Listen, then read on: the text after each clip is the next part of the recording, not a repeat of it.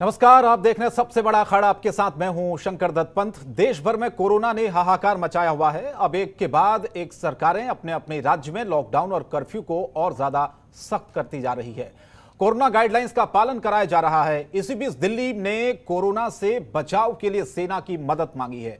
दिल्ली के deputy CM Manish Sisodia ने रक्षा मंत्री राजनाथ सिंह को एक चिट्ठी लिखी है। मनीष सिसोदिया ने राजनाथ सिंह से यह अपील की है कि दिल्ली में ऑक्सीजन के ज्यादा से ज्यादा टैंकर उपलब्ध करवाए जाएं।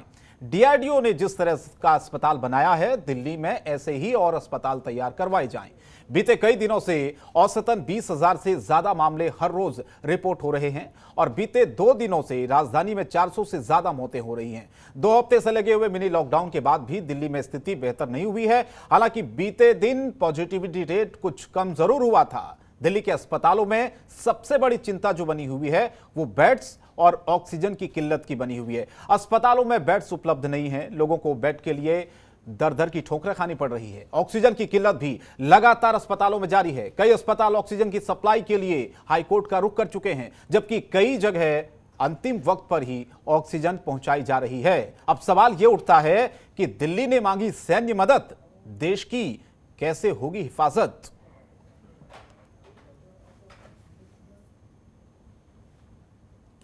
तो सेना अब मदद करेगी दिल्ली की, क्योंकि दिल्ली सरकार ने एक पत्र लिखा है केंद्र सरकार को। दिल्ली के जो उप मुख्यमंत्री हैं उन्होंने रक्षा मंत्री राजनाथ सिंह को एक पत्र लिखा है और उसमें यह कहा है कि दिल्ली सरकार ने सेना से दिल्ली में कोशिश फैसिलिटी सेंटर स्थापित करने की अपील की है कि दिल्ली में जो हालात हैं वो थोड़ा सा दुरुस्त हो। सेना से ऑक्सीजन और आईसीयू बेड बड़ी तादाद में उपलब्ध कराने की अपील भी की गई है। लेकिन जिस तरह से सरकारें सिस्टम पूरी तरह से कहा जा सकता है कि जहां उतना काम जितना होना चाहिए धरातल पर दिख नहीं रहा है, वैसे में अब सेना कमान संभालेगी और हालात क्या दुरुस्त होंगे और कब तक होंगे हालात दुरुस्त, ये सवाल है। क्योंकि ऑक्सीजन की सबसे ज्यादा किल्लत आप देखिए, हर दिन मरीजों की जाने जा रही है और ऑक्सीजन को लेकर हाहाकार मचा हुआ है। राजधानी दिल्ली की बात कर रहे हैं, लगातार अस्पतालों में स्थिति कितनी खराब है, जहां पर हॉस्पिटल्स में आपने देखा होगा कि ऑक्सीजन की किल्लत से कई लोगों की जानें लगातार जा रही हैं और अस्पताल में बेड्स की संख्या, आईसीयू बेड्स की संख्या बहुत कम है, जिससे कई ऐसे मरीज जिनको अपनी जान भी गंवानी पड़ती है। तो ये तमाम सवाल है। चर्चा की हम शुरुआत करते हैं, उससे पहले कुछ सवाल आज के हैं जो आपको बता देते हैं। सबसे पहला सवाल हमारा यह कि दिल्ली ने मांगी सैन्य मदद, देश की कैसे होगी हिफाजत? पहला सवाल यह है। दूसरा सवाल यह है कि क्या कोरोना के खिलाफ जंग में सेना जीत दिलाएगी? जो हालात अभी बने हुए हैं उससे सेना कैसे निपटेगी? तीसरा सवाल यह है कि क्या सरकारों को अब सेना की मदद लेनी चाहिए, बाकी राज्य सरकारों को भी, क्योंकि हालात जिस तरह से खराब होते जा रहे हैं वो एक चिंता का विषय बना हुआ इस वक्त कि आखिर ये हालात दुरुस्त कैसे होंगे। क्योंकि जिस तरह से अब सेना की मदद मांगी गई है, अब सेना हालातों को संभालेगी, लेकिन ऐसे वक्त में जब दिल्ली सहित पूरे देश में ऑक्सीजन और आईसीयू बेड्स को लेकर लगातार मारामारी है, ऐसे में सवाल यह उठता है कि अब सेना हालातों को दुरुस्त करने के लिए मैदान में उतरेगी। एक चुनौती भी एक सेना के सामने है, क्योंकि सिस्टम फेल है पूरी तरह से, आपने देखा होगा। और कोरोना के खिलाफ जो रणनीति बनाई गई थी वो कितनी कारगर साबित हुई, इन हालातों को देखकर वो भी अंदाजा लगाया जा सकता है। तो दिल्ली ने सैन्य मदद मांगी, यानी कि सेना की मदद मांगी है। देश की कैसे हिफाजत होगी? अब मुश्किल घड़ी है, बहुत मुश्किल घड़ी है पूरे देश के लिए। तो क्या कोरोना के खिलाफ जंग में सेना जीत दिलाएगी?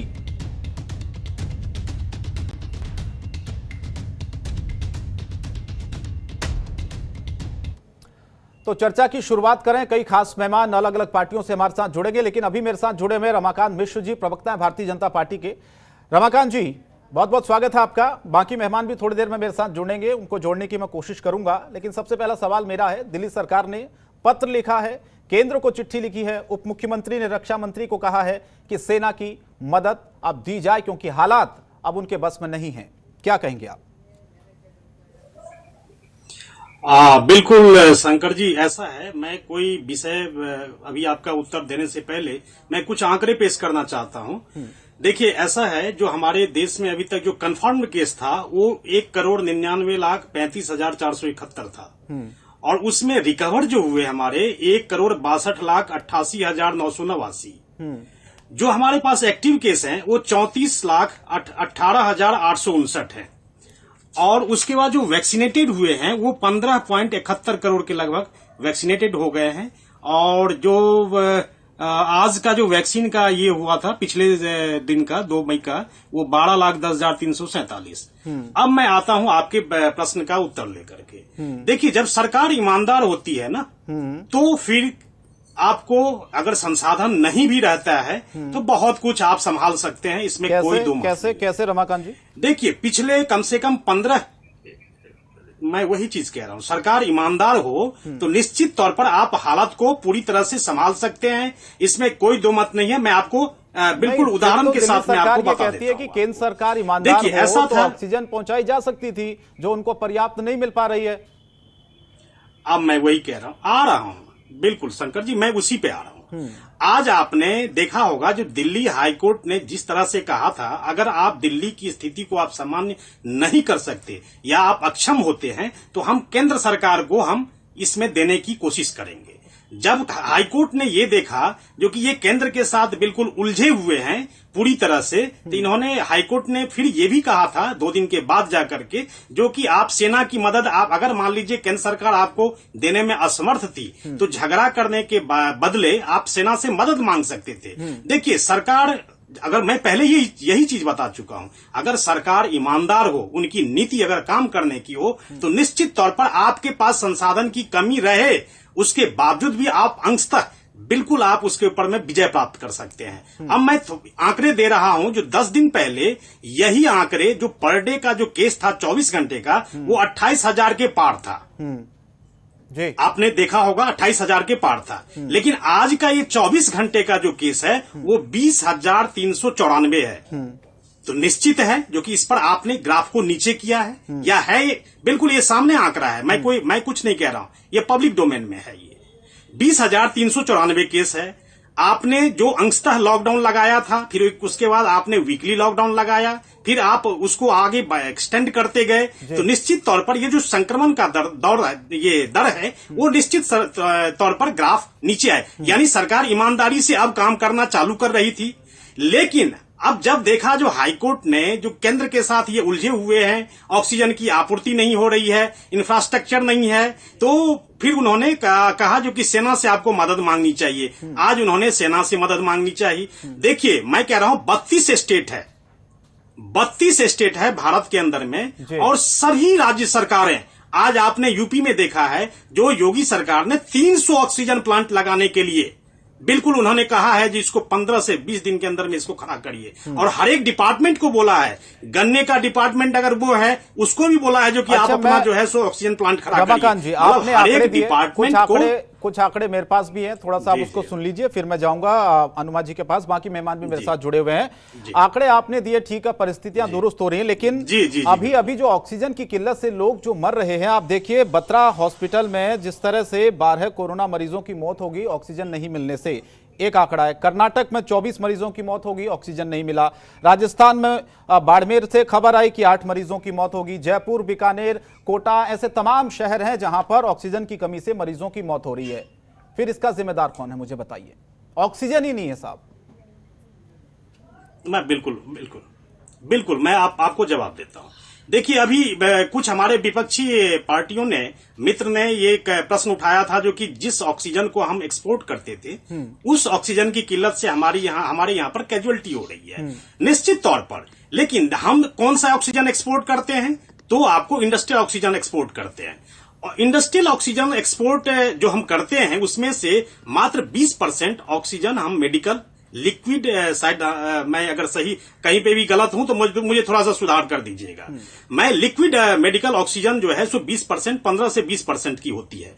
लेकिन जब पिछले साल जो स्ट्रेन आया था उस समय में जितना हमारे पास जो संक्रमण दर था, जितने हमारे पास पेशेंट थे, उसमें हमारे पास बहुतायत मात्रा में हमारे पास ऑक्सीजन थी, कोई दिक्कत नहीं था। लेकिन आपने देखा है पीआईबी के साइट पर जब आप जाएंगे तो 7 लेटर स्टेट को लिखा गया हुआ है केंद्र की तरफ से, जिसमें यह कहा गया है जो कि आपके पास देखिए सेकेंड स्ट्रेन आने वाला है, और 8 स्टेट को उन्होंने लेटर लिखा था जो कि आपके पास हेल्थ इंफ्रास्ट्रक्चर में अगर कहीं पे भी कोई कमी आ रही है, चाहे ऑक्सीजन की बात हो, चाहे और कोई मेडिसिन की बात हो, चाहे और इंफ्रास्ट्रक्चर में जितने भी मेडिकल इक्विपमेंट्स हैं, अगर उसमें अगर कोई कमी या कहीं अगर ज्यादा हो रहा है तो जो भी है हमें आप बताइए। तो आप कह रहे हैं कि पहले सरकार को पता था ये भाजपा शासित प्रदेश भी थे।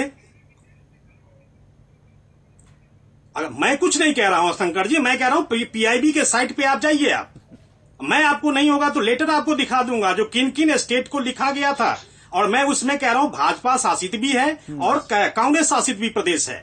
दिल्ली में आम आदमी पार्टी शासित भी है। मैं कोई नहीं कह, मैं तो पब्लिक डोमेन की बात कर रहा हूं।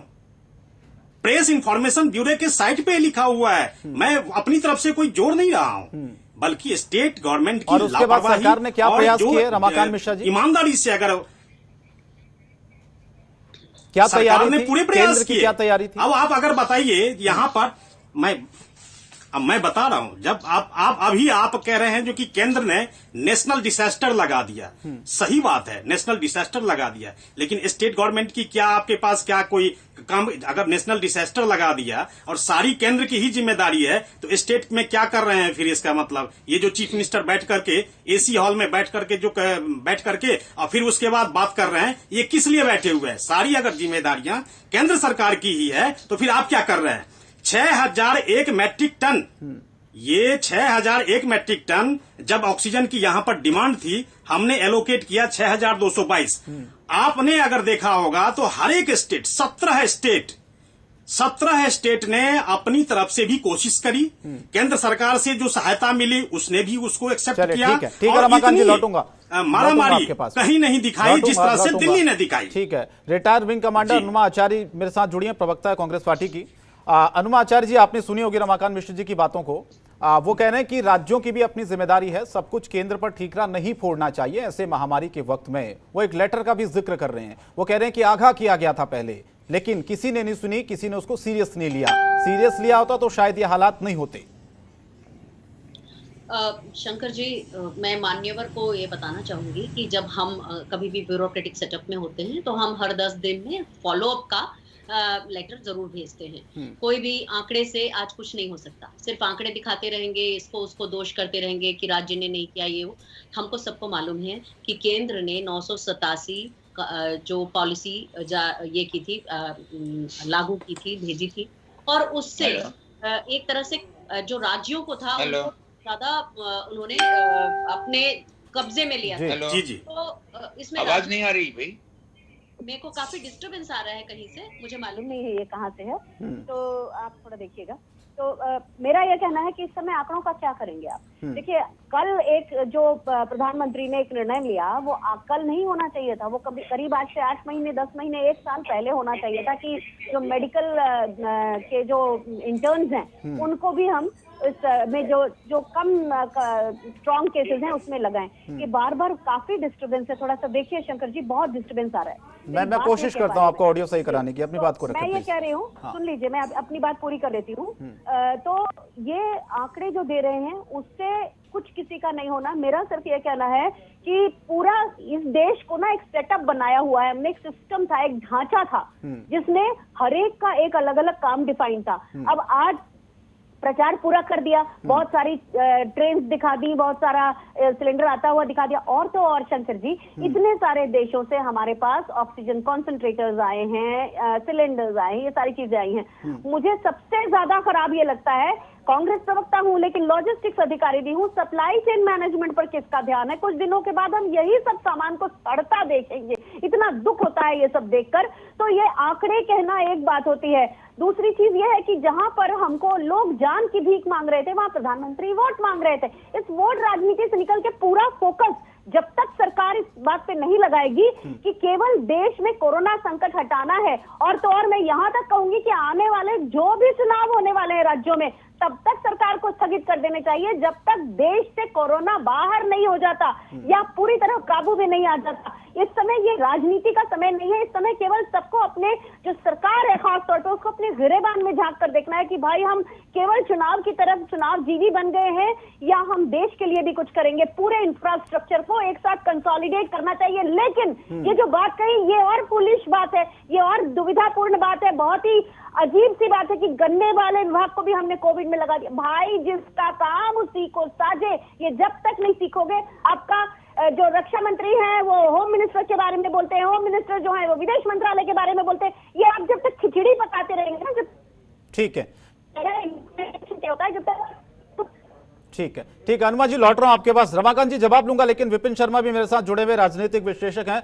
विपिन शर्मा जी, सरकार सिस्टम पूरी तरह से फेल हो गई है, क्या अब ये पूरी तरह से मान लिया जाए? क्योंकि सेना की अब मदद मांगी गई है दिल्ली सरकार की तरफ से, हालांकि ये बहुत पहले मांग लेनी चाहिए थी। सरकार ये कबूल नहीं कर रही थी कि हालात इतने ज्यादा खराब हैं। बार बार ये कहा जा रहा था कि ठीक हम अपने स्तर पर काम कर रहे हैं, ऑक्सीजन की सप्लाई हो रही है। एक आरोप जो लगता था वो केंद्र सरकार पर कि ऑक्सीजन नहीं मिल पा रही हमें, तो हम क्या करें?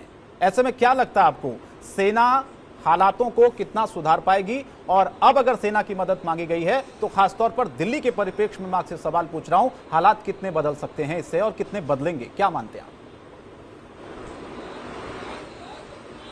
शंकर जी, सर्वप्रथम मैं बोलना चाहूंगा कि हमारे को अपनी सेना पे हमेशा गर्व रहा है। जब हम 40 मुल्कों से विश्व के मदद ले रहे हैं, वो अलग बात है कि हिंदुस्तान की छवि अगर आप पिछले 15 सालों की बात करें तो हमारी डोनर की हो गई है, ना कि टेकर की। पहली बात तो ये गलतफहमी किसी को भी नहीं होनी चाहिए कि यहां पर अगर ये समझते हैं कि हम हाथ फैला के किसी से मांग रहे हैं। अगर 40 मुल्क आज हमारे साथ कंधे से कंधा मिला के खड़े हैं, वो इसलिए खड़े हैं क्योंकि उनके आड़े वक्त जब उनके देश में राष्ट्रीय आपदा आई थी, हिंदुस्तान उनकी एक आवाज पे उनके साथ खड़ा हुआ था।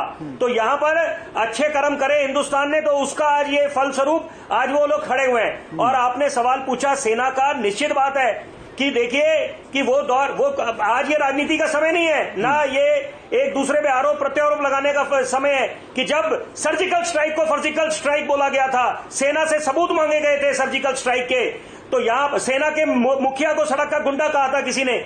मैं ये बोलना चाहूंगा कम से कम कुछ मामले जो राष्ट्रहित के होते हैं, हमारे सर पे ये कोरोना की दूसरी लहर की मार पड़ी हुई है, संकट के काले बादल मंडरा रहे हैं। यहां पर जो भी बन पाए मदद वो लेनी चाहिए। और 100 बातों की एक बात कि केंद्र सरकार राज्य सरकारों को मैं हाथ जोड़ के बोलना चाहता हूं, हम लोग पत्रकार विश्लेषक बाद में हैं, पहले इस देश के नागरिक हैं, हम लोग सब देश प्रेमी हैं, हम लोग सब एक संकल्प लेना चाहिए कि एकजुट होंगे, देश को जल्द से जल्द छुटकारा दिलाना है। पूरे विश्व में अगर सबसे ज्यादा कोई मुल्क इस समय कोरोना के संक्रमण या उससे जूझ रहा है वो हमारा देश है। यहां पर क्या हम सबका दायित्व नहीं बनता?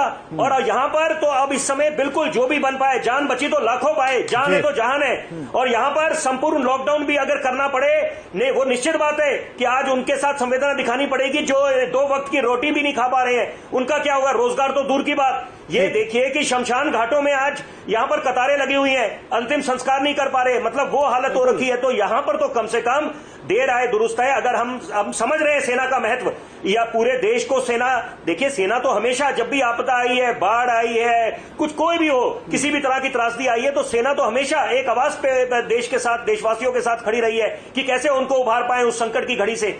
यहां पर कम से कम अब कुछ अच्छे संकेत मिल भी रहे हैं। देखिए अगर आप कांग्रेस पार्टी की बात करते हैं जिनका स्वर्णिम इतिहास रहा है, मैं बार बार हर एक मंच पे बोलता हूं, शीला दीक्षित जी जब मुख्यमंत्री थी दिल्ली की, तो वो नजारा देखते ही बनता था। मैं खुद विधानसभा जाता था बतौर पत्रकार, 1998 से लेकर 2013 तक हर एक चीज की जिम्मेदारी वो लिया करती थी। तभी आप आज विकास के कार्यों, अगर दिल्ली की बात करें खास तौर पे, वो श्रेय उनको जाएगा निस्संदेह, कोई इसमें राजनीति नहीं होनी चाहिए, वो भी दौर था। लेकिन यहां पर आत्ममंथन करने की सबको आवश्यकता है, बोलना बड़ा आसान है, लेकिन ये भी समझना पड़ेगा। आपने चुनाव की बात करी, मैं बिल्कुल मेरे पहले जो ऑक्सीजन से जो मौतें हो रही हैं, केंद्र राज्य पर डाल देता है, राज्य केंद्र पर डाल रहा है, आम जनता मर रही है, आम जनता का दम घुट रहा है। आना चाहता हूं आपका सवाल जी। देखिए मैं वही बोलना चाहता हूं, इतने समय से अभी ये बात तो निश्चित है। देखिए, इसके पीछे तो जब हम जांच पे मामले की तह तक जाएंगे, जब हम इस संकट से उभरेंगे, तब बहुत जांच कमेटी बैठेगी, पता चलेगा कहाँ क्या खामियां थी, क्या गलतियां हुई, क्या ये चीन का षड्यंत्र था, गैर रासायनिक युद्ध का, वो बात की बात है। बहरहाल तो मुद्दा ये होना चाहिए कि जो किल्लत मची हुई है ऑक्सीजन की, और समझना पड़ेगा। देखिए, मैं एक बड़ी अहम बात बोलना चाहता हूं। एक तो माननीय सर्वोच्च न्यायालय ने जो निर्देश दिए, योगी सरकार को भी एक फटकार लगाई कि भाई आप जो SOS कॉल कर रहा है, एक आम नागरिक गुहार लगा रहा है ऑक्सीजन की किल्लत को लेकर, तो आप उसको गलत ना समझे। आप बात करते हैं कोएर्सिव एक्शन की, तो वहां पर उन्होंने बोल दिया कंटेम्प्ट प्रोसीडिंग्स होगी उनके खिलाफ कि जो ऐसे कोएर्सिव एक्शन लेगा। उन्होंने DGPs को भी निर्देश दे दिए बिल्कुल साफ। लेकिन मैं ये बोलना चाहूंगा, साथ में एक ही स्वर में बोलना चाहूंगा कि ये भी हाथ जोड़ के बोलना चाहूंगा कि यहां पर जो आप लोगों को अगर गलत उम्मीद किसी को हम दे दें, हम बोले हाँ ऑक्सीजन वहां पर है, वो हेल्पलाइन नंबर, वो हेल्पलाइन काम ही नहीं कर रही, तो ये समझना पड़ेगा। बिल्कुल ठीक है सर, लौट रहा हूं आपके पास विपिन शर्मा जी, मैसेज फॉरवर्ड करें। लौट रहा हूं। इस समय तो सोशल मीडिया, ठीक है, सोशल मीडिया का सदुपयोग करने का समय है, क्योंकि वही एकमात्र विकल्प रह गया है। ठीक है, हम तो घरों में हैं सारे। जी जी बिल्कुल, लौट रहा हूं आगे। और डॉक्टर DRI भी मेरे साथ जुड़े हैं, वरिष्ठ चिकित्सक हैं। डॉक्टर साहब, आपको क्या लगता है दिल्ली में जो हालात ऑक्सीजन को लेकर अभी बने हुए हैं, हम एक दूसरे पर पल्ला झाड़ रहे हैं, दिल्ली सरकार केंद्र पर पल्ला झाड़ रही है, केंद्र सरकार दिल्ली सरकार पर पल्ला झाड़ती है कि हमने ऑक्सीजन दी, और ऑक्सीजन कहां जा रही है ये किसी को समझ में नहीं आ रहा है। दिल्ली के हालात में आपसे समझना चाहता हूं, कितनी जरूरत है इस वक्त दिल्ली को ऑक्सीजन की, ताकि लोग ना मरे। डॉक्टर साहब। शंकर जी, बड़ी अच्छी बात पूछी, और बड़ा दुख होता है डॉक्टर होने के नाते जब हमारे आंखों के सामने एक मरीज दम तोड़ दे और हम उसको ऑक्सीजन न लगा पाए जी। ये घटना एक जगह की नहीं, हमारे कई अस्पतालों के अंदर ये हुआ। 12 डॉक्टर ने बत्रा हॉस्पिटल, 12 मरीजों ने, जिसके अंदर एक सीनियर डॉक्टर भी थे, ऑक्सीजन की कमी की वजह से बत्रा हॉस्पिटल ने दम तोड़ दिया। इसी तरह से जयपुर गोल्डन में दम तोड़ दिया। इसी तरह से आप कर्नाटक के अंदर आज हुआ। डॉक्टर, हमारे पास मरीज आज की तारीख में कोरोना का सबसे कारगर इलाज ऑक्सीजन थेरेपी रह गया है। देखिए, अगर उसको टाइम के ऊपर ऑक्सीजन मिल जाती है तो वो आराम से जल्दी जल्दी ठीक भी हो जाता है। अब रहा सवाल कि आप ऑक्सीजन की किल्लत की बात कर रहे हैं। हमारे मैं राजनेताओं से पहले तो माफी मांगता हूँ, मैं कोई राजनीतिक नहीं हूँ और न मैं राजनीति करने बैठा हूँ, मैं डॉक्टर हूँ। कड़वी बातें होंगी तो आपको सहनी पड़ेगी। बिल्कुल सर, आज कही है कड़वी बात, कोई बात नहीं, सब लोग सुनेंगे इस कड़वी बात को, क्योंकि हालात ही कुछ ऐसा पैदा हो गए हैं।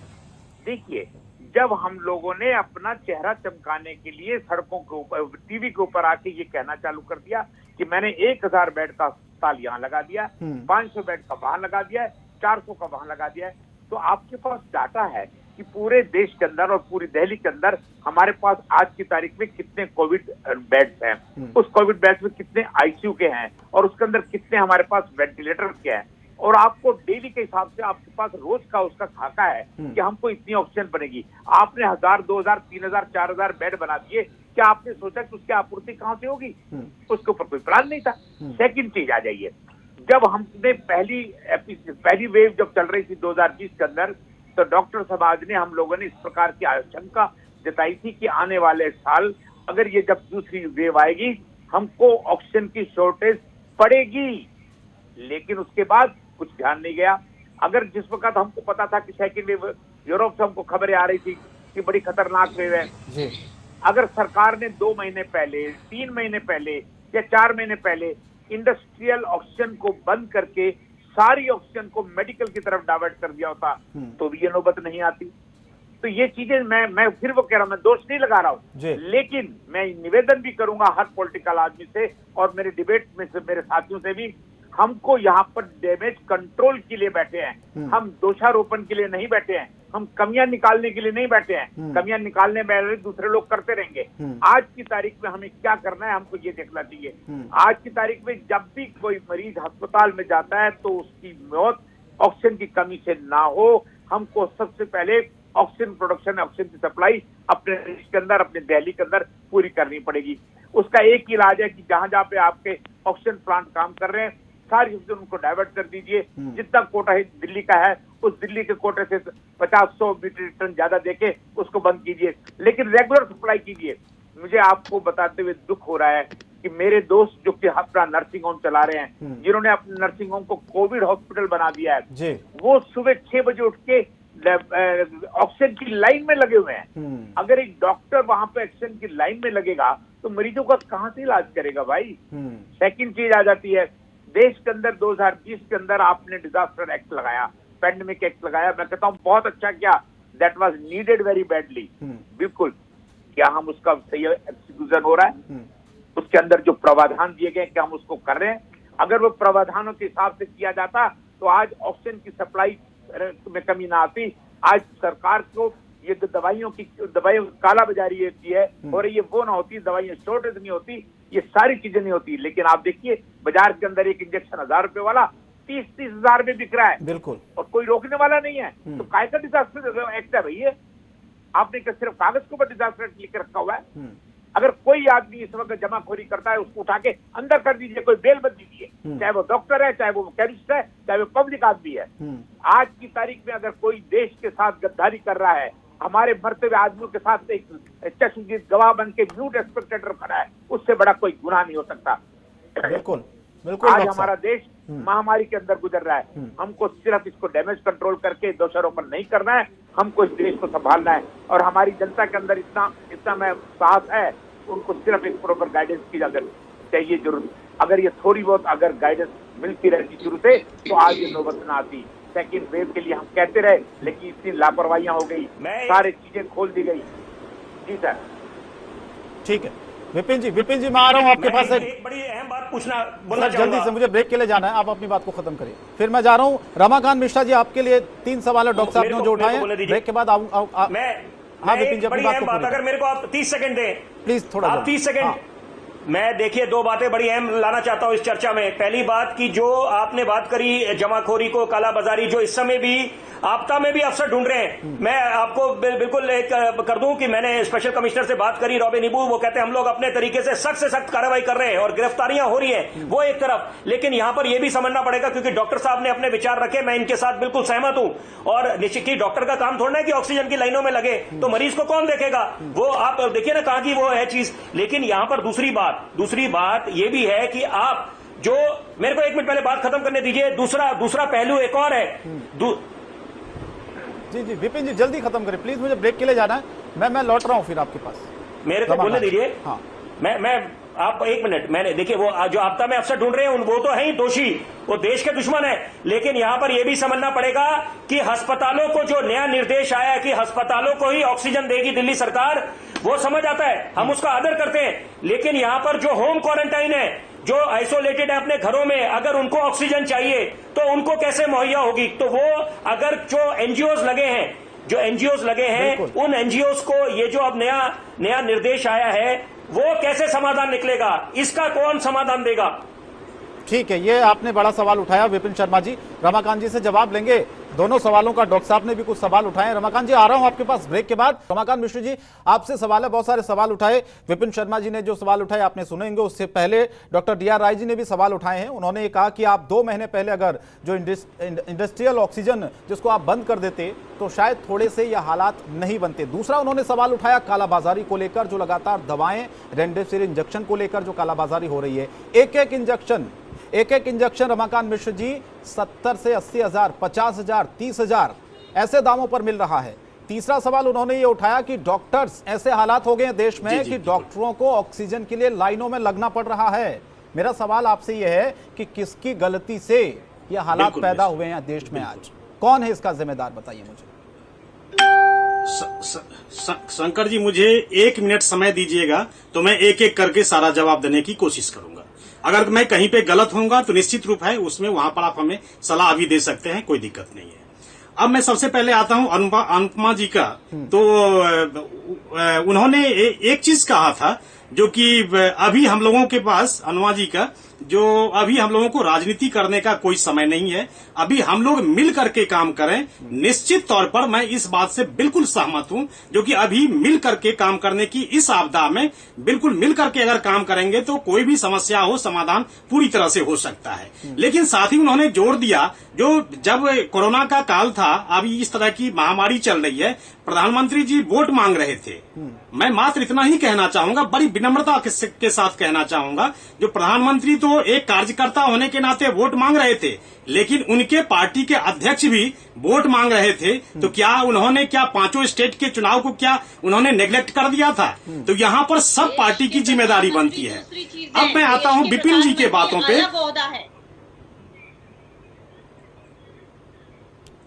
नहीं, राहुल गांधी जी का क्या इसमें कोई रोल नहीं था? इसमें क्या वो नहीं मांग रहे थे क्या वोट? राहुल गांधी देश के प्रधानमंत्री होते देश तो के बात दूसरी होती। नहीं, देश नहीं, के नहीं, प्रधानमंत्री हैं वो। आप लोग बस पार्टी पर शुरू हो गए। जान पे बनी हुई है।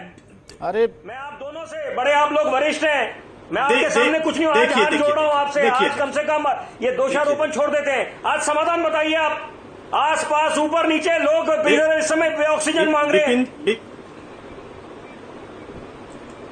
विपिन जी मैं सब बातों का जवाब दे रहा हूं, कोई इसमें हटने की बात नहीं, मैं सब बातों का जवाब दे रहा हूं। मैंने कहा अगर जो शब्द उनके राजनीति से परे थे, मैंने उनका सम्मान किया, निश्चित तौर पर सम्मान किया, लेकिन जो राजनीति से प्रेरित है, क्या उसका भी उत्तर नहीं देना बनता है? क्या निश्चित बनता है।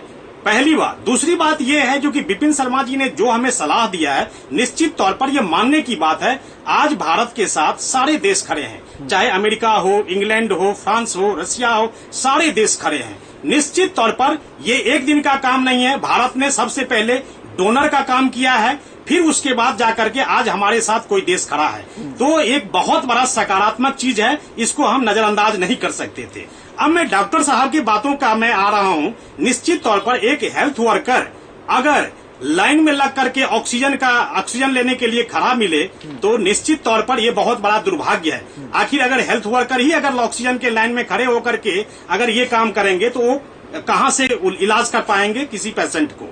मैं बिल्कुल सबकी सलाह जो राजनीति से प्रेरित नहीं थी, मैं सबका सम्मान करता हूं, इसमें कोई दो मत नहीं है। इसमें जहां तक इस महामारी की बात है, मिलकर लड़ने की बात है, मिलकर के काम करने की बात है।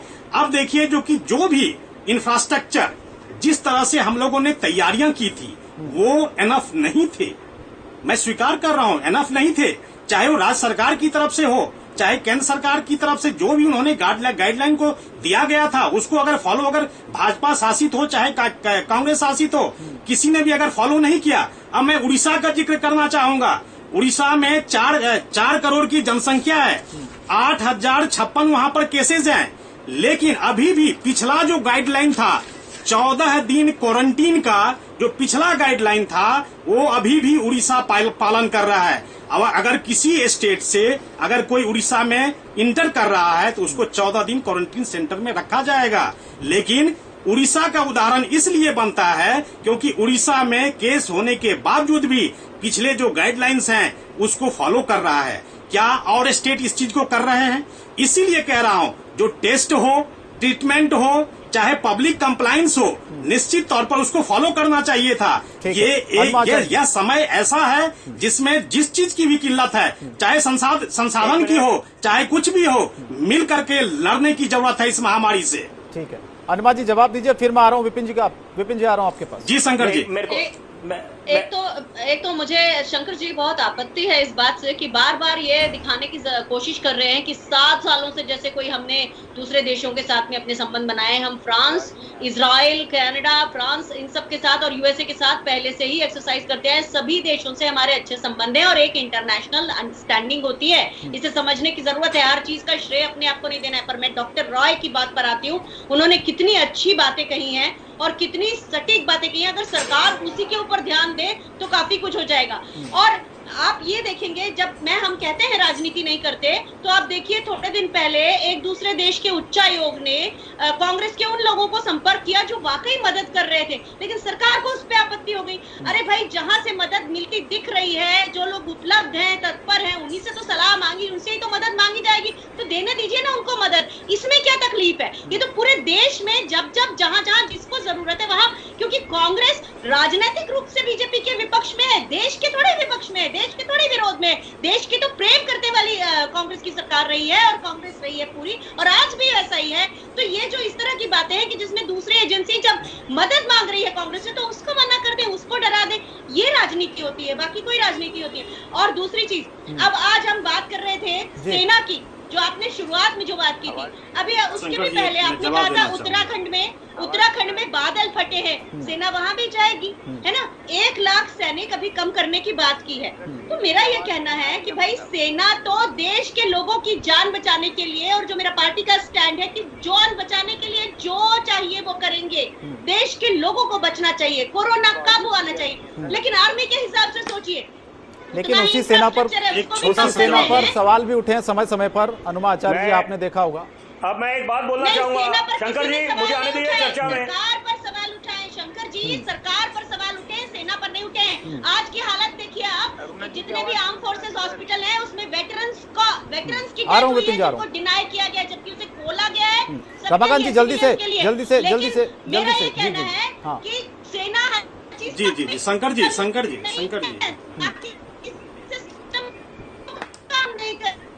इसका क्विक फिक्स सॉल्यूशन वो सेना नहीं है। शंकर जी, एक छोटा सा जवाब।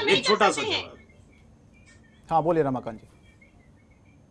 शंकर जी, एक छोटा सा जवाब देना चाहूंगा मैं। देखिए, ऐसा है डॉक्टर साहब हमसे बेहतर जानते होंगे, जो भी वैक्सीन हम लोगों ने लगाया है, जो 17 करोड़ 18 करोड़ अभी तक जितने भी वैक्सीन लगे हैं, उसमें आपने देखा होगा जो संक्रमण का दर है वो 0.03% से लेकर के 0.04% तक का, अगर उन्होंने किसी को संक्रमित करने की जो पावर है वो बहुत कम है।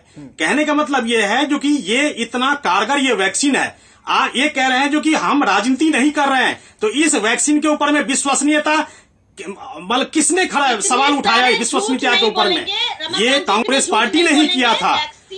अरे प्रेस कॉन्फ्रेंस करके अनुमा जी प्रेस कॉन्फ्रेंस करके बोला गया था। अरे प्रेस कॉन्फ्रेंस करके बोला गया था। आप नहीं प्रेस कॉन्फ्रेंस करके बोला गया था। वैक्सीन के ऊपर में विश्वसनीयता, सुनिए इधर, ऐसा था आप लोगों ने प्रेस कॉन्फ्रेंस करके बोला था वैक्सीन की विश्वसनीयता पर। वैक्सीन की विश्वसनीयता के ऊपर में आप लोगों ने प्रेस कॉन्फ्रेंस किया था। आप लोगों ने कहा था इसमें पानी है, दौर की बात थी। इसमें कह रहा था जो कि पानी है। नहीं, जिस तरह की बात आप कोई सवाल नहीं उठा रहा है, आप कोई सवाल नहीं उठा रहा है। मेरा ये कहना है, यहाँ विशेषज्ञ बैठे, हम देश की बात कर रहे हैं। विपिन शर्मा जी, बातें करना बिल्कुल ठीक बात नहीं है। हम लोग कीमती समय गंवा रहे हैं। बिल्कुल कीमती समय गंवा रहे हैं। बिल्कुल ये बात करने की नहीं है इस समय। इस समय वैक्सीनेशन प्रोग्राम को बिल्कुल ज्यादा अच्छा रूप देने की जरूरत है। मैं एक मिनट बहन जी, मैं देखिए शंकर जी कुछ बात बोलना चाहता हूं। देखिए, आज ये राजनीति का समय नहीं है, लेकिन मैं बात शुरुआत करूंगा ये बोल के कि कांग्रेस का भी स्वर्णिम इतिहास रहा है। ऐसा नहीं है कि उन्होंने 60 साल में कुछ नहीं करा। और साथ में उसी स्वर में ये भी बोलूंगा कि पीएम केयर फंड पे भी सवाल हो रहे थे। आज अगर ऑक्सीजन प्लांट्स की बात कर रहे हैं, उधर से डीआरडीओ अपने तरीके से कितने एक मिनट देखिए मैडम, मैं आपके बीच में नहीं बोला मैडम, एक मिनट, मैं दोनों को श्रेय। मैडम, आज राजनीति का समय नहीं है, मैं दोनों की बात कर रहा हूं। आप लोगों ने भी काम करे अपने समय। आप मेरी बात सुनिए, हमने देश को उभारना है अभी आप समझिए। मैं तो एक आम नागरिक हूं। मुझे कितने लोग फोन कर देते हैं कि बताइए कैसे आप बीच में पुल का काम कर सकते हैं, किसको ऑक्सीजन पहुंचाना है, क्या पहले समझिए। अभी हमारे पास समय नहीं है। अभी मैं ये बोलना चाहूंगा, 2 बड़े अहम मुद्दे, ज्वलन मुद्दे यहां पर। पहली बात, जो मैंने सवाल उठाया, जो मैंने एक प्रश्न पूछा, उसका मेरे को उत्तर नहीं मिला, मैं संतुष्ट नहीं हूं। मैंने ये बोला जो होम आइसोलेशन में बैठे हुए हैं, क्वारंटाइन, घर पे अस्पताल में नहीं है, अगर उनको ऑक्सीजन चाहिए तो कैसे मुहैया कराई जाएगी? क्योंकि अगर देखिए एनजीओ पे तो रोक लग गई। दूसरी बात, अगर आरडब्ल्यूओ लेवल पर हम एक तरफ तो प्रधानमंत्री ने भी बोला कि युवाओं को आगे आना चाहिए, वो अपनी सब कमेटी बनाए, तो वहां पर डीएम की रजामंदी चाहिए। तो यहां पर यह समझना पड़ेगा कि हमें माननीय जो न्यायिक प्रक्रिया है, उनका जो निर्देश है वो सर माथे सर्वोपरि। लेकिन यहां पर रास्ता कैसे निकलेगा? अगर हम राजनीति में ही आरोप प्रत्यारोप में ही समय गवा देंगे तो सोचिए। आज ही मेरे को कितने फोन आए। एक महिला ने मुझे बोला कि मेरे पति का अंतिम संस्कार था, मिलना तो दूर की बात, वो मैं वीडियो कॉल के थ्रू उनका अंतिम संस्कार, उनको अलविदा करा, अंतिम दर्शन भी नहीं कर पाई। तो ये तो हाल हमारे आज देश में हो रखा है। तो आप खुद समझिए कि सबकी पीड़ा। तो यहां पर क्या हम इंतजार कर रहे हैं कि और लाशों के ढेर लगे? अब कम से कम ये समाधान निकले कि जो बीच में गैप्स हैं उसको हम कैसे प्लग कर सकते हैं, लैकुनेस जो हैं, हम बीच में सब एक नजीर पेश करें, एकजुट हो जाए, संकल्प ले लें कि यहां पर डॉक्टर भी लगे हुए हैं, सब लोग जान की बाजी लगा रहे हैं। और सबसे बड़ी बात, बच्चों की जो तपस्या है, पिछले लॉकडाउन में भी कोरोना काल में भी और दूसरे लहर में भी उन्होंने उन पे सोचिए क्या बीत रही है। खेलकूद के मैदान से दूर है, शिक्षा के मंदिरों पे ताले पड़े हुए हैं, घरों में कैद होके रह रहे हैं। बच्चे बड़ों से ज्यादा सचेत है, सावधान है। हमें क्या हक बनता है कि हम उनके तपस्या पे पानी फेरें? ठीक है, तो यहाँ पर समझना पड़ेगा कि समाधान कैसे निकलेगा। आप बताइए, समाधान कैसे निकलेगा? डॉक्टर DRI साहब, समाधान वायु चाहिए तो वो कैसे मिलेगी प्राण वायु? बिल्कुल बिल्कुल, ठीक है विपिन जी, ठीक है। डॉक्टर साहब के पास मैं जाता हूं। डॉक्टर साहब, क्या लगता है आपको? आपने तो करीब से इन हालातों को देखा, हालांकि हमने भी बहुत करीब से देखा है, कई अपने ऐसे सहयोगियों को हमने खोया है। बहुत दुख होता है सर ऐसे हालातों को जब देखते हैं। एक एक सांस के लिए जब जद्दोजहद लोग करते हैं, जब सिस्टम फेल हो जाता है, सरकारें फेल हो जाती हैं, तो हम उम्मीद किससे करें फिर ऐसे महामारी में, ऐसे संकट की घड़ी में? क्या लगता है डॉक्टर साहब आपको, कहां पर चूक हो गई हम लोगों से? कहां चूक गई सरकारें? क्योंकि पहले ये महामारी थी, पहले जिस तरह से हमने पिछले साल ये बढ़ चढ़ कर ये कहा था कि हमारा जो मेडिकल सिस्टम है उसको हम दुरुस्त कर रहे हैं, तमाम व्यवस्थाएं भारत में हो रही है, वैक्सीन हमने बनाई, उसके बावजूद भी लगातार हर रोज ना जाने कितने सैकड़ों लोगों की जानें जा रही, वो भी ऑक्सीजन की वजह से। शंकर जी, आपने बिल्कुल ठीक कहा। हमने 2020 के अंदर कोरोना पे विजय पा ली थी और सरकार ने भी कह दिया कि अब तो हमारे पास वैक्सीन आ गया है। 16 जनवरी से वैक्सीन की प्रक्रिया भी चालू कर दी, लेकिन हमारी जनता इतनी लापरवाह हो के जो प्रोटोकॉल उनको कोरोना के करने चाहिए थे, हम डॉक्टर समाज ने बार बार कहा कि अगर आपको वैक्सीन लग गया तो ये मत समझो कि आप बिल्कुल प्रोटेक्ट हो गए हैं, ये आपको एक शील्ड है, आपको बचाएगा। लेकिन उन लोगों ने सोचा कि अब तो वैक्सीन आ गया, अब हमें कोई दिक्कत नहीं है, कारगर इलाज आ गया है, और इतने बद इंतजाम हो गए, सबने अपनी चीजें छोड़ दी तो सड़कों पे घूमना, मिलना जुलना सब कुछ चालू कर दिया, जो कि प्लानिंग के हिसाब से होना चाहिए था, नहीं हुआ। मैं फिर आपसे कहूंगा, हम यहाँ पर डिबेट में डैमेज कंट्रोल की बात करें, ना कि फॉल्ट फाइंडिंग की बात करें। फॉल्ट फाइंडिंग की कमेटियां दूसरी बैठती रहेगी, करती रहेंगी। आज हमने किस प्रकार से, उर्मिला जी कुछ बता रही थी, मैं उनकी बातें बिल्कुल मेरे पास सुनाई नहीं थी। वैक्सीन की बात कर रहे थे, वैक्सीन की भी विवेक जी ने कहा, बिल्कुल ठीक कहा कि आज की तारीख में अगर हमको कोई इस बीमारी से बचा सकता है तो सिर्फ वो वैक्सीनेशन है और हमारा प्रोटोकॉल अपनाना है। देखिए, आज की तारीख में हमने अभी 16 जनवरी से वैक्सीन करा के 2 मई तक हमने करीब 15 करोड़ लोगों को वैक्सीन किया है। अगर इसी स्पीड से हमने वैक्सीन चालू किए गए तो हमको कम से कम 2-3 साल तक हमको वैक्सीन बनाने में, वैक्सीन करने में लग जाएंगे, जो कि हमारा देश की तरफ नहीं इंतजार कर सकता। मैंने कई माध्यम से कई बार कहा है टीवी के ऊपर भी कि अगर हमें देश को बचाना है तो हमें वैक्सीनेशन की प्रक्रिया को वार फुटिंग के ऊपर तेज करना पड़ेगा। उसका ये मतलब है कि आपको कम से कम लेकिन डॉक्टर साहब कुछ राज्य तो ये कह रहे हैं कि उनके पास वैक्सीन ही नहीं है, तो कैसे इस वैक्सीनेशन प्रोग्राम को बात बोलना चाहूंगा शंकर जी, मुझे शंकर जी मैं एक बात बोलना चाहूंगा। जैसे आ रहा हूँ विपिन जी, आ रहा हूँ। डॉक्टर साहब अपनी बात को खत्म कर लें। नहीं, मैं वही बीच में बातें आ जाती है सर। देखिए, वैक्सीनेशन के लिए जो आज मैं कह रहा हूँ कि अगर हम देखिए आज की तारीख में 30 lakh 35 lakh vaccination per day पर कंट्री कर रही है, और आज हमको इस फिगर को कम से कम 1 करोड़ तक अगर हम पहुंचाएंगे तो आने वाले 3 महीने 4 महीने के अंदर हम 80% जनता को इम्यूनाइज कर देंगे। और जब हमने 80% जनता को शील्ड दे दिया तो हम एक तरह से कोरोना पे विजय पा सकते हैं। ये सारा कुछ इच्छा शक्ति से होगा। रहा सवाल वैक्सीन की कमियां हो रही हैं, कोई दिक्कत की बात नहीं है। आज मार्केट के अंदर, ग्लोबल मार्केट के अंदर वैक्सीन अवेलेबल है। सरकार को वैक्सीन इंपोर्ट करके फ्री के अंदर देना चाहिए। मैंने तो आपके टीवी के माध्यम से एक बार और भी कही था, आदरणीय प्रधानमंत्री से करबद्ध करके कहा, मैंने कहा सर आप लोगों ने बहुत सब्सिडीज दी है जनता को, ये सब्सिडीज 2-3 महीने के लिए बंद करके सारी की सारी सब्सिडीज आप जो है वैक्सीनेशन में डाल दीजिए और सबको फ्री में वैक्सीन दीजिए। देखिए हम उसको जीत लेंगे। आपने कई टैक्स लगाए इनकम टैक्स के अंदर, एक कोविड का टैक्स लगा दीजिए, लेकिन जनता पे भार मत डालिए। अगर हमने देश को बचाना है, जनता को बचाना है, ये वैक्सीनेशन वार फुटिंग के ऊपर जल्दी से जल्दी, ज्यादा से ज्यादा हमको करना पड़ेगा।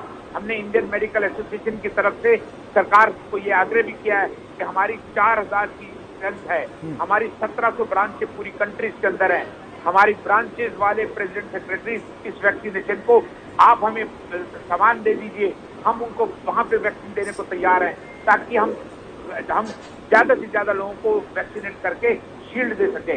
लेकिन ये सारी की सारी चीजें सरकार को, राज्य सरकार को करनी होगी। हम एज ए डॉक्टर अपनी सेवाएं देने के लिए हमेशा तैयार हैं, because we have taken this profession for the health of the country, so we are always ready for that. ठीक है, ठीक। विपिन शर्मा जी, डॉक्टर साहब ने बहुत अच्छी बातें कही है, बहुत अच्छे सुझाव भी दे रहे हैं। रमाकांत मिश्र जी, 2 बातें बोलूंगा। हाँ विपिन जी बोलिए। मैं शंकर जी 2 बातें बोलना चाहूंगा।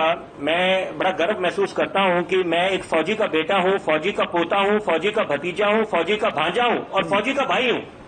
और मैं 2 बारी मैंने कोरोना को पराजित करा है, खुद पिछले साल भी, इस साल भी। और आखिरी चीज, इसको अंग्रेजी में बोलूंगा, the last thing we feared and we wanted is children falling ill. अभी जैसे मैं आपके साथ चर्चा में था, मेरी आंखें नम हो गई। मुझे अभी संदेश मिला कि मेरा बेटा, देखिए इतने समय से वो आइसोलेटेड था और वो अभी पता चला कि वो भी उसको लक्षण, सिम्टम्स, तो मैं आप खुद समझ सकते हैं हम लोग किस भयावह स्थिति से गुजर रहे हैं। और मैं एक निश्चित बात बोलना चाहूंगा, क्योंकि आज का आपका कार्यक्रम सेना को लेकर है, आपको मेरे को बताते हुए बड़ी खुशी महसूस हो रही है। पिछले साल, क्योंकि मेरे पिताजी फौजी हैं, हम लोग बेस हॉस्पिटल में गए, आप यकीन नहीं मानेंगे, वहां पर एक महिला कैप्टन थी और वो हाई रिस्क जोन था, क्योंकि मैं भी संक्रमित था। तो वहां पर उन्होंने मुझसे पूछा कि आप कैसे आ गए, ये तो पिताजी तो आपके संक्रमित है, पॉजिटिव है। मैंने बोला मैं भी पॉजिटिव हूं, तभी तो मैं भी जान के मैं भी अंदर आ गया। तो मैंने उनसे पूछा कि आप इतने हाई रिस्क जोन में कैसे खड़े हैं, आप तो अभी नेगेटिव है।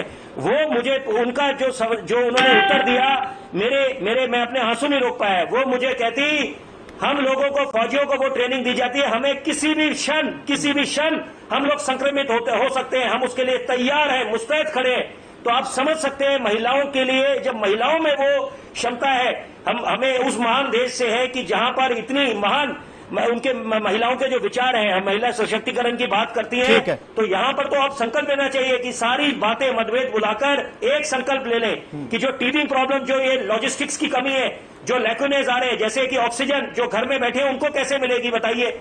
कि जब एक तरफ डॉक्टर साहब इतने वरिष्ठ हैं, यहाँ पर बैठे हैं, उनके सुझाव मैं सर माथे लेता हूँ, लेकिन आप बताइए, जब खुद बोला जाता है कि उनके लिए अस्पताल के स्थान उनको मिलना चाहिए फर्स्ट कम फर्स्ट, जिसको इमरजेंसी है, और लेकिन जो घर में बैठे हैं और जिनको सांस नहीं लिया जा रहा है, या डॉक्टर ने बोला ऑक्सीजन का आप लगाइए, तो उस केस में ऑक्सीजन कैसे मुहैया कराई जाए। ये रमाकांत जी से मैं सवाल लूंगा, विपिन शर्मा जी, तब भी डीएम की, मैं उससे पहले अनुमाचार्य जी के पास जाना चाहता हूं। अगर एनजीओ के थ्रू करी जाए तो वहां पर अभी बहुत सारे एनजीओ, बहुत सारे संस्थाएं जो हैं, विपिन शर्मा जी इस मुश्किल की घड़ी में लोगों की मदद कर रही है। मुझे बहुत कहते हुए यहाँ पर खुशी भी हो रही है।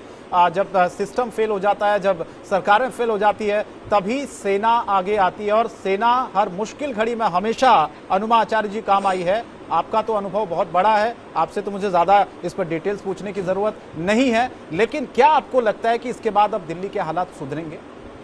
क्या आपको लगता है कि दिल्ली सरकार ने थोड़ा सा लेट कर दिया? पहले यह कहा जाता था कि केंद्र ऑक्सीजन दे रही है, जब सवाल पूछा जाता था दिल्ली सरकार से तब यह कहा जाता था कि और ऑक्सीजन की जरूरत है जो हमें नहीं मिल पा रही है, और आखिरकार अब सरकार ने स्वीकार किया कि हालात नहीं संभल रहे हैं, अब तो सेना को लेके आना ही पड़ेगा, तभी इस महामारी को, मरते हुए लोगों को हमें बचा सकेंगे।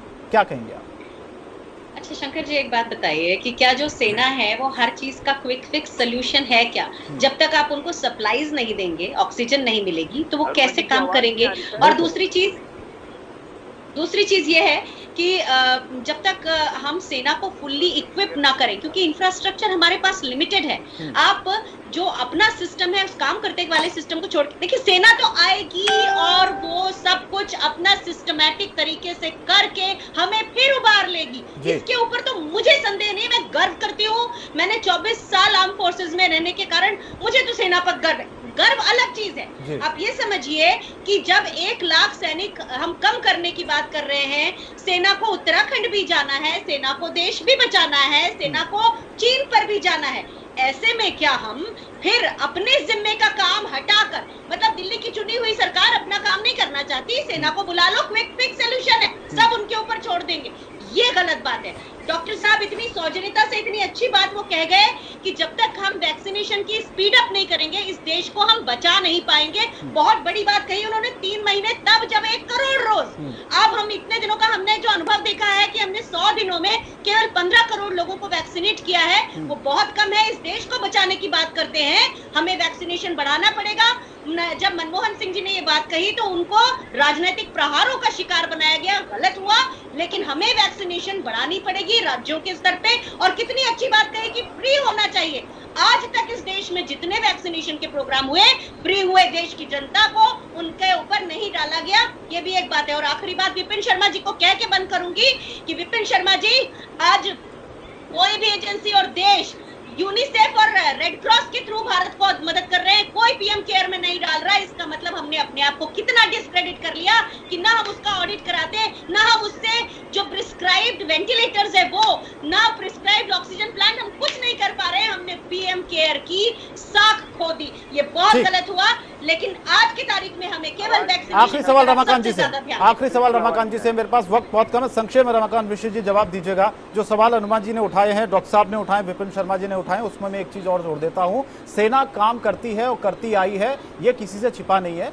सेना जब देश पर संकट आता है हमेशा आगे आती है, अब भी सेना आगे आ रही है और हमें पता है कि इस मुश्किल घड़ी से देश को आगे लेकर जाएगी। जरूर जितना सेना से हो पाएगा उतना वो करेगी, लेकिन सेना को जो जरूरी चीजें चाहिए वो तो आप ही देंगे ना, निश्चित शंकर जी। ना, उसके लिए क्या रोड मैप है बताइए जल्दी से। निश्चित देखिए, ऐसा है शंकर जी, निश्चित तौर पर अभी हर एक पार्टियों का, हर एक व्यक्तियों का जो सलाह है बहुत ही महत्वपूर्ण है, इसमें कोई दो मत नहीं है। जहां तक इंफ्रास्ट्रक्चर की बात है, चाहे ऑक्सीजन की बात हो, चाहे और हेल्थ इक्विपमेंट की बात हो, वो बिल्कुल होगी। बताइए, सेना तो यहीं से उपलब्ध सारा करवाएगी, ऐसा तो है नहीं जो कि कहीं से भी और आकर के जो है सो प्रोक्योर कर लेगी या ऐसा करेगी। यहीं के इंफ्रास्ट्रक्चर को बेहतर तरीके से वो यहाँ पर इम्प्लीमेंट करेगी ये सेना। हाँ, सेना सारा काम करेगी, लेकिन सेना के ऊपर जो सवाल करने वाले हैं ना, उसके ऊपर जो संदेह करने वाले हैं, उसके ऊपर में प्रश्न चिन्ह लगता है अभी, क्योंकि सेना के ऊपर में कभी भी सेना के ऊपर में सेना के ऊपर में सवाल करने वाले को, कभी भी सेना के ऊपर में सवाल करने वाले को ये सेना के ऊपर में सवाल नहीं करना चाहिए था। आज किसी ने सवाल नहीं उठाया, सेना के ऊपर में नहीं, आज किसी ने सवाल नहीं उठाए और सेना पर सवाल उठाने भी नहीं चाहिए, मुझे ऐसा लगता है। और ये वक्त सवाल उठाने का है भी नहीं है। बिल्कुल ठीक है, मैं सभी को रोकना चाहूंगा, माफी के साथ रोकना चाहता हूं। रमाकांत जी और अनुमाचार्य जी, विपिन शर्मा जी, डॉक्टर साहब, आपका भी बहुत बहुत धन्यवाद, शुक्रिया। आपने बहुत अच्छी बातें कही, सुझाव दिए। मुझे लगता है कि इन सुझावों को सरकार को इंप्लीमेंट करना चाहिए। अब सेना उतरी है, दिल्ली में जो हालात हैं वो कब तक दुरुस्त होते हैं, लेकिन केंद्र सरकार का इसमें बहुत बड़ा रोल है जो कि अब अदा करना होगा। और साथ ही साथ सेना अब उतरी है मैदान में तो फतेह तो जरूर होगी। और इस मुश्किल की घड़ी में हमें उम्मीद है कि दिल्ली में जो हाहाकार मचा हुआ है, जो अव्यवस्थाएं फैली हुई हैं, वो बहुत जल्दी ठीक हो जाएंगी और सांसों के लिए लोगों को जद्दोजहद नहीं करनी पड़ेगी। सबसे बड़ा अखाड़ा में आज के लिए इतना ही, लेकिन जनतंत्र टीवी पर खबरें जारी हैं। नमस्कार। खबरों के निष्पक्ष विश्लेषण के लिए सब्सक्राइब करें Jantantra TV and press the bell icon. Never miss any update.